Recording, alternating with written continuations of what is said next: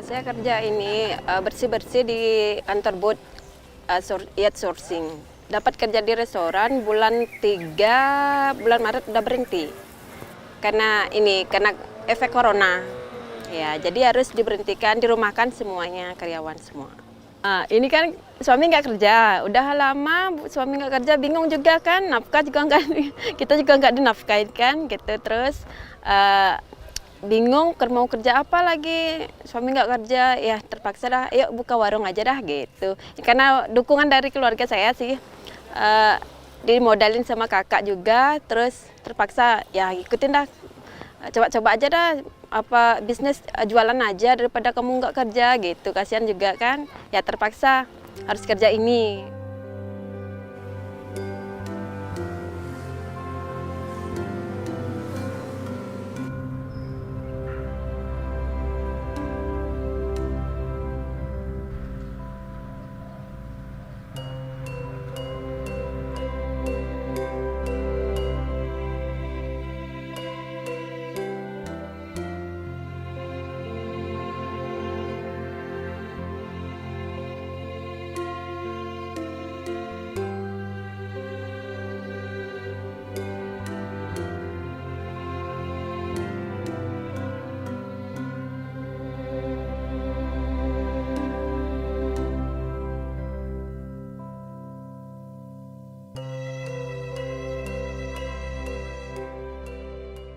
Karena kita masih pandemi COVID-19, kemudian pemerintah melalui Pak Menko sebenarnya, waktu Pak Menko ke Bali itu melihat semua aktivitas pariwisata di Bali itu kan berhenti.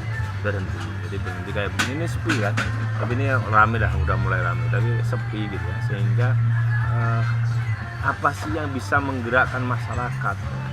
Karena dengan berhenti pariwisata itu banyak tenaga kerja di Bali, karena ini sektor pariwisata itu yang ada di hotel, ada yang ada sewa mobil, ada dive shop yang untuk diving, macam-macam perahu-perahu nelayan yang digunakan sebagai pengantar wisatawan, itu semuanya berhenti. Nah, disitulah Pak Menteri Koordinator Bidang Kemaritiman dan Investasi Pak Luhut mencetuskan adanya program pemulihan ekonomi nasional yang sejalan dengan perintah Presiden sebenarnya. Presiden kan ada, ini kondisi COVID, ada program pemulihan ekonomi nasional.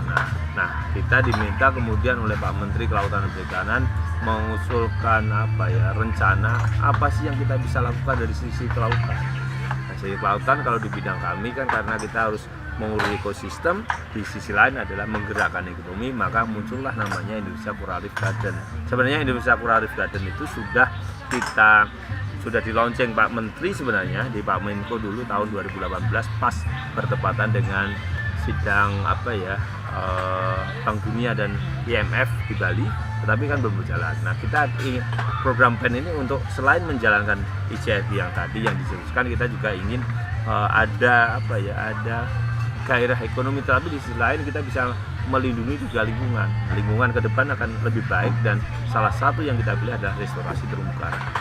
Ada 5 lokasi yang kita bikin dengan harga 50 hektar. Ada di Nusa Dua, ada di Pandawa, Pantai Pandawa, terus ada di Serangan, dan ada di Bali Selatan itu selain Serangan ada di Sanur. Selain itu ada di Buleleng.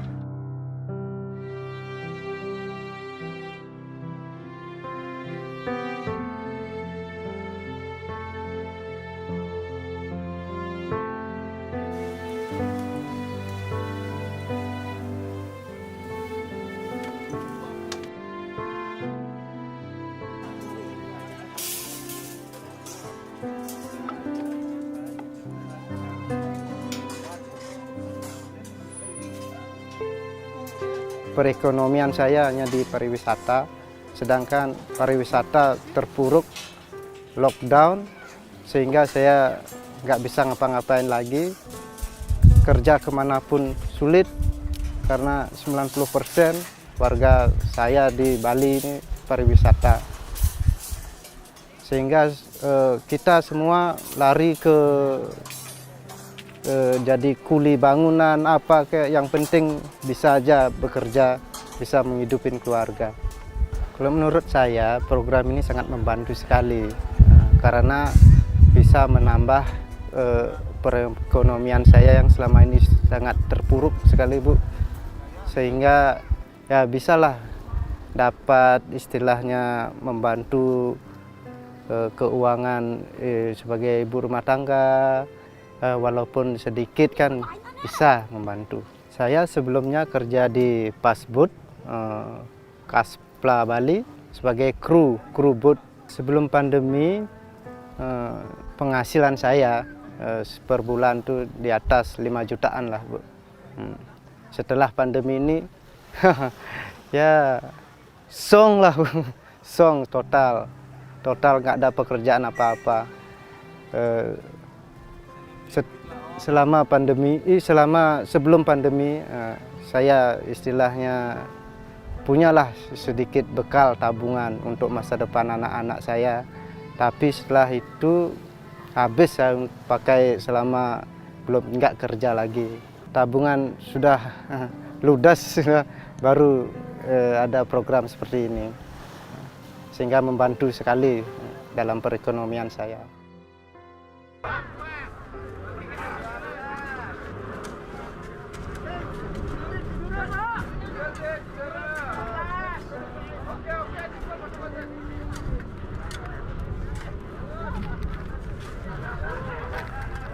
Pertama begini, saya mengucapkan terima kasih kepada atas nama masyarakat juga sini, atas nama program ini, sehingga dengan program ini kami jadi bersehati untuk mengerti, membangun kebersamaan kami luar biasa, membangun kebersamaan dari berbagai profesi, latar belakang, dari berbagai masyarakat, kelompok masyarakat, kita bersatu membangun seperti ini. Saya mungkin penggemar atau pecinta konservasi alam ya, terutama konservasi laut seperti itu. Saya sekarang punya banyak teman, saya punya banyak saudara, saya sekarang punya banyak sahabat dan orang-orang yang peduli lingkungan, yang sangat mengerti restorasi terumbu karang. Nah, masyarakat juga begitu.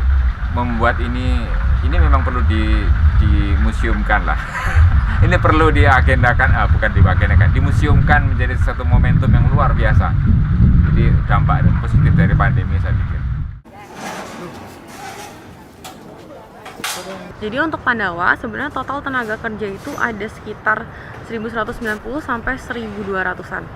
Nah, kalau acara kita itu sebenarnya start dari tanggal 26 Oktober, tapi itu startnya mulai dari pelatihan. Jadi kita selama 3 hari berturut-turut itu kita bikin kayak workshop dulu, kita ajarin mereka sebenarnya kita tuh selama berapa puluh hari ke depan ini sebenarnya kita mau ngapain, metodenya apa aja, tujuannya apa, itu kita jelaskan. Dan orang-orang yang dipanggil itu ada 50 orang, itu yang kita harapkan mereka akan menjadi tim pengajar juga gitu untuk ke teman-temannya yang nggak bisa datang di situ. Lalu tanggal 8 itu kita mulai start untuk produksi. Jadi kalau untuk kita ini kita ada produksi, ada fase produksi dan ada fase penurunan. Kalau untuk fase produksi itu kita dimulai dari tanggal 8 November itu kita mulai produksi.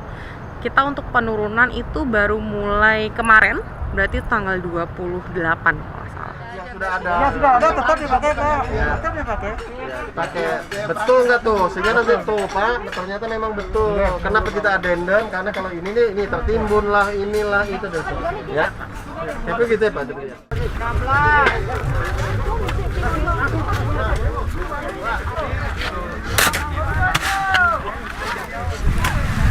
Dengan ini masyarakat terbantu dalam ekonomi sekarang itu mulai jalan lagi. Dan juga akan kedepannya yang struktur-struktur ini akan dijadikan sebagai objek wisata. Jadi masyarakat di sini yang udah biasa mengantar tamu, dan dia punya site baru untuk menunjukkan ke wisatawan dari struktur-struktur yang Coral Garden yang kita bikin ini. Jadi sistem pembayaran gaji upah itu kita rekening, jadi ke rekening gunakan BPD, itu langsung ke mereka, dan mobil keliling BPD langsung ke lokasi tempat. Sambil bekerja dia menerima upah gitu.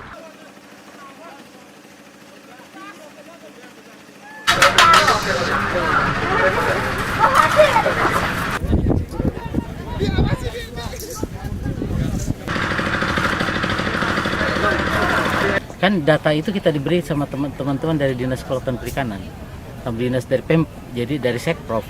Berapa sih sebenarnya terdampak langsung? Berdasarkan data itu kita desain, ya kan?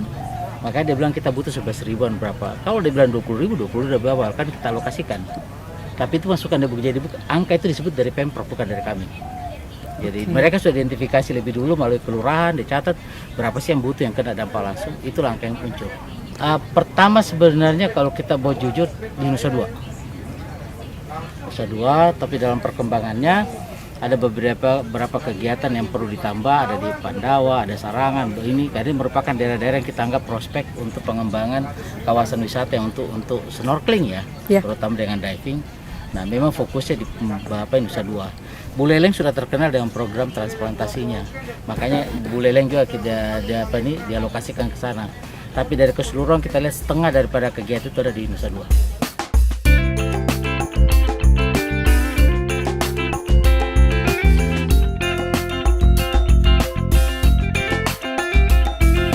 Kalau kita itu upacara sekali doang, jadi itu sebelum kita mulai kerja produksi, itu di tanggal 7 kita sudah upacara besar, dan itu sekaligus jadi kita kayak permisi, kita mau ada upacara, sekaligus nanti udah upacara ke lautnya, jadi ketika penurunan ini kita nggak ada upacara lagi.